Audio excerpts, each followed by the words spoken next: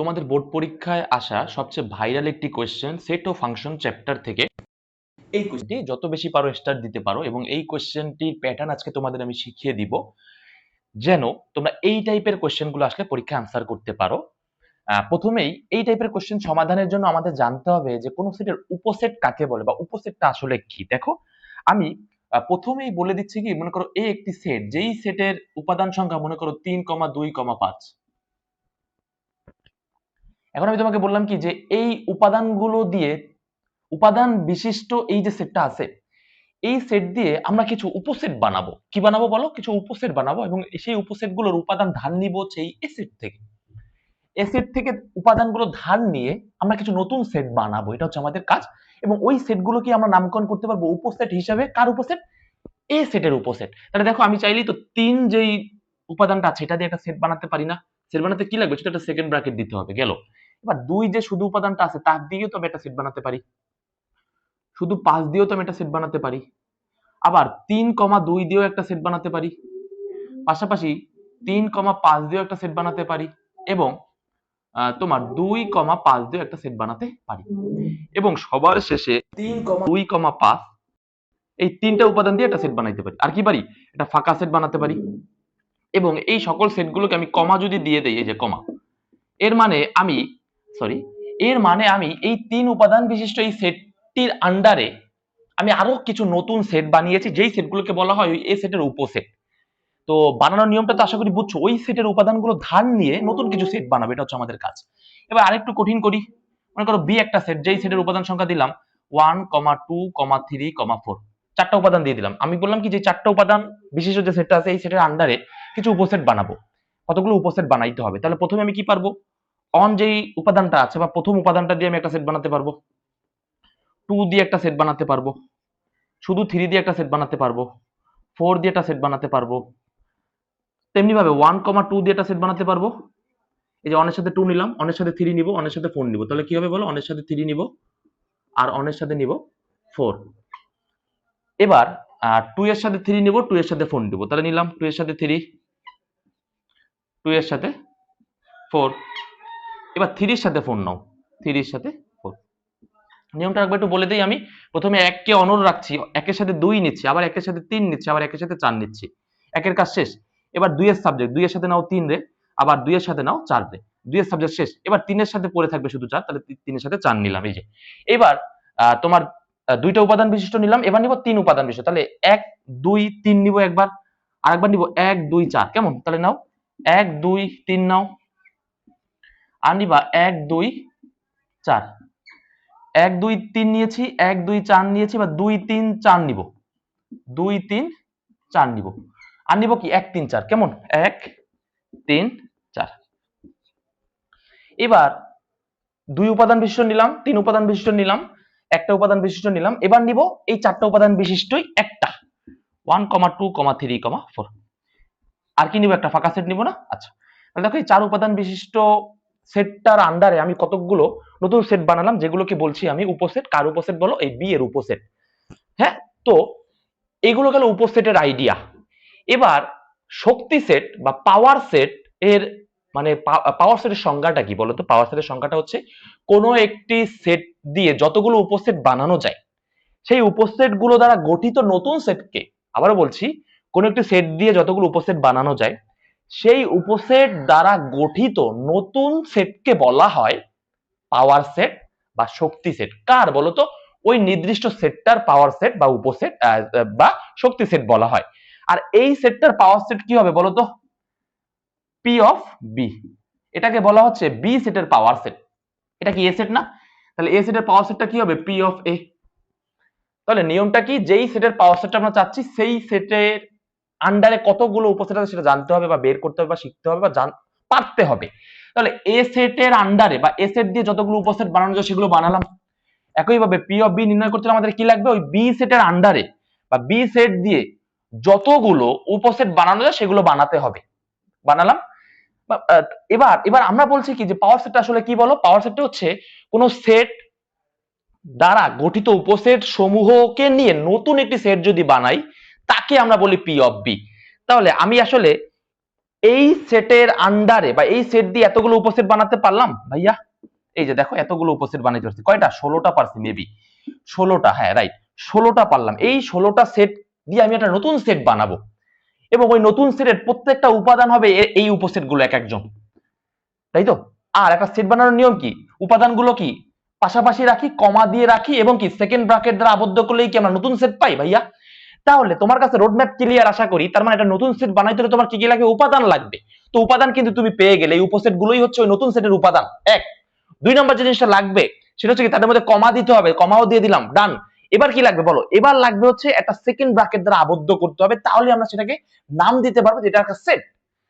কেমন সেট? শক্তি সেট বা power set. তাহলে দেখো এই যে আমি একটা সেকেন্ড ব্র্যাকেট দিয়ে আটকে দিলাম এই সবাইকে, মানে এখানে যারা যারা আছে সবাইকে এই একটা সেকেন্ড ব্র্যাকেট, এই একটা সেকেন্ড ব্র্যাকেট দ্বারা আবদ্ধ করলাম এবং বুঝালাম যে এরা সবাই একটা সেটের আন্ডারে আছে এবং তাদের উপাদানগুলো, মানে এই সেটের উপাদানগুলো হচ্ছে এরা প্রত্যেকে নিজের এক একজন হচ্ছে এই সেটের উপাদান। মানে এই প্রত্যেকটা উপসেট হলো এই নতুন সেট বা পাওয়ার সেটের উপাদান। বুঝছো তো? আশা করি বোঝা গেছে।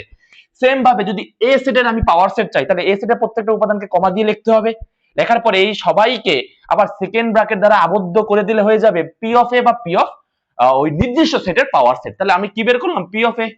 আর এটা কি বের করলাম? P of B. তাহলে এটাই মূলত পি অফ এ আর পি অফ বি এর ধারণা।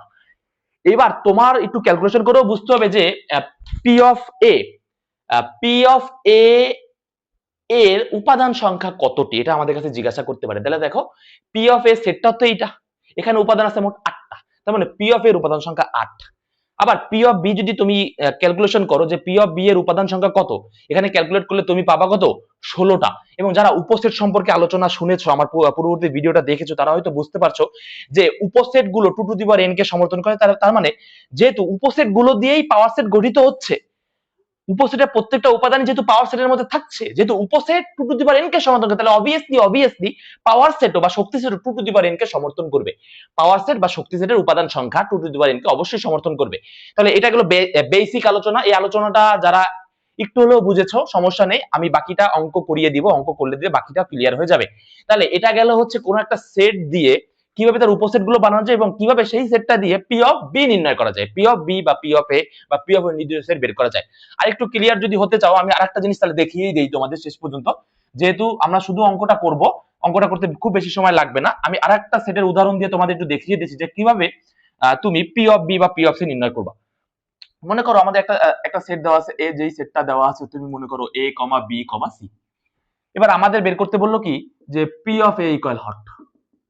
তার মানে ভাইয়া আশা করি তোমার কাছে রোডম্যাপটা ক্লিয়ার। পি অফ এ কি হবে বলো? ইকুয়াল এই সেট দ্বারা গঠিত উপসেট গুলো আগে লিখে ফেলবো। তাহলে এ দিয়ে একটা উপসেট বানাবো, বি,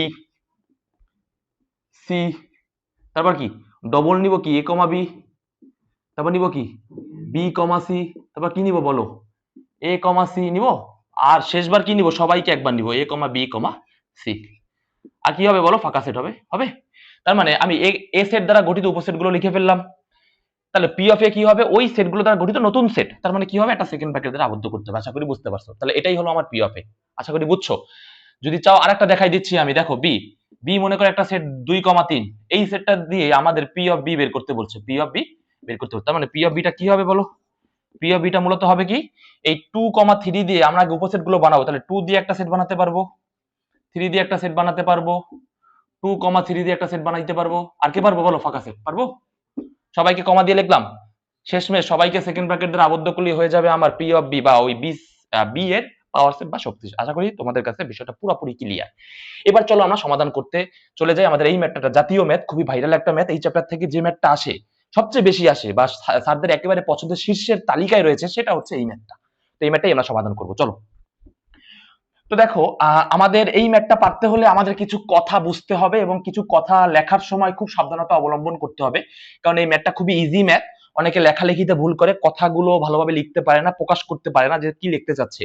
তো এই ম্যাথটা আমাদের একটু মাথা ঠান্ডা করতে হবে এবং আমি যে জিনিসগুলো লিখছি এগুলো যদি তুমি লিখে দিয়ে আসতে পারো, আশা করি তোমার কোনো সমস্যা হবে না।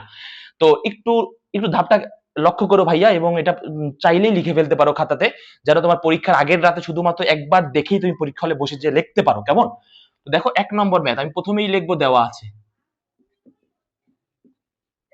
এইবার আমি অঙ্কটা পড়বো, কেমন? দেখো অঙ্কতে কি বলছে যে পি অফ সি নির্ণয় করো। খেয়াল করো, পি অফ সি নির্ণয় করো। তার মানে এত সময় আমরা পাওয়ার সেটের ধারণা থেকে যতটুকু বুঝলাম, পি অফ সি নির্ণয় করতে হলে আগে জানতে হবে এই সিটা কোথা থেকে আসে বা সি এর পরিচয় কি। উপরেই দেখো সি ইজ ইকুয়াল টু কি আছে, এ ইউনিয়ন বি। তার মানে সি একটা নতুন সেট যেটা কি এ ইউনিয়ন বি বা এ আর বি মধ্যে ইউনিয়ন করে পাবো একটা সি আমরা পাবো। তখন আমরা ইচ্ছা করলেই কিন্তু পি অফ সি বের করতে পারবো। আশা করি তোমরা বুঝতেছো। আর এ আর বি তো দেওয়া আছে না, আছে। তার মানে পি অফ সি নির্ণয় করো, এটাকে ধরি আমি অঙ্কের একটা স্টেপ বা একটা অংশ ধরতে পারি। পরবর্তীতে কি বলছো ওটা পরে বুঝি, আগে এতটুকু তো করতে হবে অঙ্কে অবশ্যই, রাইট? তার মানে পি অফ সি আগে নির্ণয় করে আসি, চলো। তাহলে দেওয়া আছে লিখি, আমি লিখে ফেলি কি কি দেওয়া আছে। এ ইকুয়াল কত দেওয়া আছে বলো, 2,3। আর বি ইকুয়াল কত দেওয়া আছে বলো, বি ইকুয়াল দেওয়া আছে 1,2। অতএব সি ইকুয়াল কি হবে বলো তো, এ ইউনিয়ন বি হবে তো। তাহলে এ কত, এ হচ্ছে তোমার 2,3 ইউনিয়ন বি কত, বি হচ্ছে তোমার 1,2। এখন যদি আমি 2,3 আর 1,2 এর মধ্যে যদি ইউনিয়ন করি, আমি 2 দুইবার পাচ্ছি, তার মানে 2 নিব একবার। 1 পাচ্ছি কয়বার, একবার, তাহলে 1 নিব একবার। আর 3 পাচ্ছি একবার, তাহলে 3 নিব। তাহলে এটা গেল আমার এ ইউনিয়ন বি। অতএব সি সেটের উপাদান সংখ্যা তাহলে কত বলো তো, 3টা না? এইবার একটু লক্ষ্য করো, পি অফ সি নির্ণয় করো। আশা করি এটা পারবো, আমরা বুঝতেছি। ঠিক আছে, আমরা করবো। তার আগে আরেকটু অঙ্কটা পড়ে নেই, দেখি আর কোথাও কোনো কিছু করতে হবে কিনা। পি অফ সি নির্ণয় করো, ওকে ফাইন, পারি। এবং দেখাও যে কি দেখাতে বলছে, পি অফ সি এর উপাদান সংখ্যা। মানে এই যে পি অফ সি বের করব, বের করার পর তার যে উপাদান সংখ্যা আসবে, যে একটা নির্দিষ্ট উপাদান সংখ্যা আসবে না, যে 10টা কি 8টা কি 16টা কি 15টা আসবে, তো একটা নির্দিষ্ট উপাদান সংখ্যা আসবে। কার আসবে, পি অফ সি এর আসবে, বুঝলাম। তাহলে পি অফ সি এর উপাদান সংখ্যা কি হবে, 2 টু দি পাওয়ার n কে সমর্থন করে, যেখানে n হলো সি সেটের উপাদান সংখ্যা। একটু লক্ষ্য করো, n হলো কি সি এর উপাদান, সি সেটের উপাদান সংখ্যা। তার মানে এই যে সি সেটের উপাদান সংখ্যা, এটাকে তোমাকে n ধরতে বলছে তারা, রাইট? ওটা তোমাদের বলে দিচ্ছে কি যে সি সেটের যে উপাদান সংখ্যা কয়টা আছে, 3টা না? দেখো 1 2 3টা না, 1 2 3 3টা উপাদান আছে কার, সি এর আছে। আর সেটাকে আমাদের n ধরতে বলছে। তাহলে আমরা যেটা করব সেটা হচ্ছে কি, ধরি লিখবো, ধরি, যে তোরা আমাদের ধরতে বলছে n হলো সি সেটের উপাদান সংখ্যা। তাহলে আমরা লিখবো ধরি সি সেটের উপাদান সংখ্যা,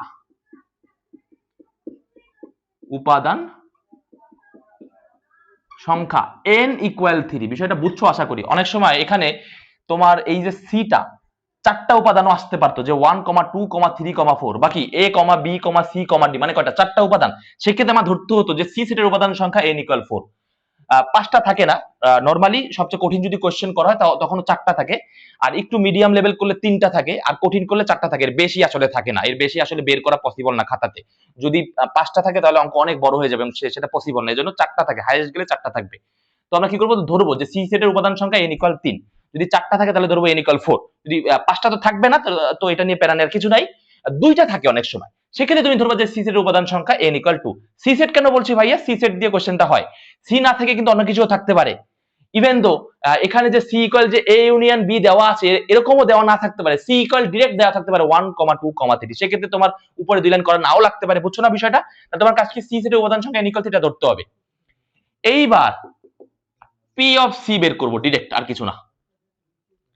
পি অফ সি বের করব, বা আমরা আরেকটু বিস্তারিত ভাবে আলোচনা করি। হ্যাঁ দেখো, বিস্তারিত বলতে কি, আর একটা লাইন একটু করবো, কেমন? তোমার কেউ ধৈর্য হারা হয় না, আর একটা লাইন করবো আর কি, যদি দেখতে সুন্দর লাগবে আর কি, এই জন্য আর একটা লাইন করবো। তাহলে আমি কি লিখবো, আমি লিখবো সি সেট দ্বারা গঠিত উপসেট সমূহ নিম্নরূপ। উপসেট সমূহ নিম্নরূপ। এখন সি সেট দ্বারা গঠিত উপসেট সমূহ কি কি হবে বলতো? অতএব প্রথমে আসবে 1, তারপর আসবে 2, তারপর আসবে 3, তারপর আসবে কি 1, 2, তারপর কি আসবে বলতো 1, 3, তারপর কি আসবে 2, 3, তারপর কি আসবে 1, 2, 3, আর কি আসবে, ফাঁকা সেট আসবে। মানে সি সেট দ্বারা গঠিত উপসেট সমূহ চলে আসলো, লিখে ফেললাম। অতএব ফাইনালি আমরা বলতে পারবো পি অফ সি ইকুয়াল কি ইকুয়াল বলতো, এগুলো দেখে দেখে লিখবো। লেখো 1, 2, 3, 1, 2, মানে একটা লাইন একটু এক্সট্রা করলাম। তোমরা চাইলে এই লাইনটা গ্যাপও দিতে পারো, সমস্যা নেই। ডিরেক্ট পি অফ সি লিখতে পারো, এরকম ডিরেক্ট পি অফ সি লিখতে পারো। বা যদি তুমি গুছিয়ে লেখো এভাবে যে সি সেট দ্বারা গঠিত উপসেট সমূহ নিম্ন, তাহলে দেখতে একটু সুন্দর লাগে, এটাই খালি, আর কিছু না। চাইলেই তুমি স্কিপ করতে পারো, কোনো সমস্যা নাই। 1, 2, 3, 1, 2, 1, 3, তারপর কি 2, 3, তারপর কি 1, 2, 3, তারপর কি ফাঁকা সেট, তাই তো? পি অফ সি এর নিয়ম কি ছিল, বা কোনো পাওয়ার সেট বের করার নিয়ম কি ছিল? উপসেট গুলো লিখতে হয়, লেখার পরে তাদেরকে কমা দিয়ে লিখতে হয়, লেখার পরে কি করতে হয়, এটা সেকেন্ড ব্র্যাকেট দ্বারা আবদ্ধ করতে হয় সবার শেষে। তাহলে আমরা পি অফ সি পেয়ে যাই। তাহলে পি অফ সি কিন্তু নির্ণয় করে ফেললাম। ওখানে দেখলাম যে এন হলো সি সেটের উপাদান সংখ্যা, এন কেও বের করলাম বা ধরেছি। ওকে ফাইন, এবার আমাদের কাজটাকে আরেকটু কাজ বাকি আছে, আর 2টা লাইনে কাজ বাকি আছে ভাইয়া। বলছে কি পি অফ সি এর উপাদান সংখ্যা, খেয়াল করো কি বলছে, পি অফ সি এর উপাদান সংখ্যা 2 টু দি পাওয়ার n কে সমর্থন করে।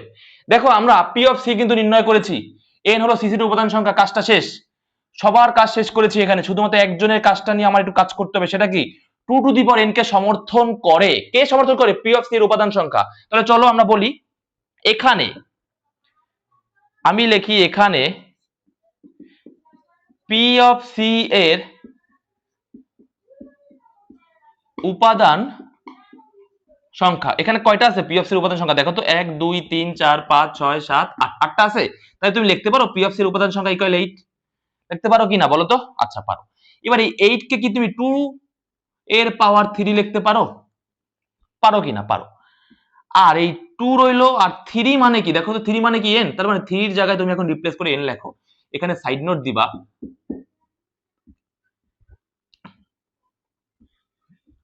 n ইকুয়াল 3, কেমন? n equal 3। অতএব পি অফ সি এর উপাদান সংখ্যা ছিল কত? 8। সেখান থেকে মেকানিজমের মধ্যে দিয়ে আমি 2 টু দি পাওয়ার n এ চলে আসছি, তার মানে পি অফ সি এর উপাদান সংখ্যা 2 টু দি পাওয়ার n, যেটা আমি কেবল লিখেছি। আর ওরা কি বলছে? পি অফ সি এর উপাদান সংখ্যা 2 টু দি পাওয়ার n কে সমর্থন করে, এটাই দেখাতে বলছে, এবং এটাই অলরেডি আমি দেখিয়ে ফেলেছি। অতএব আমি বলতে পারবো পি অফ সি এর উপাদান সংখ্যা, পি অফ সি এর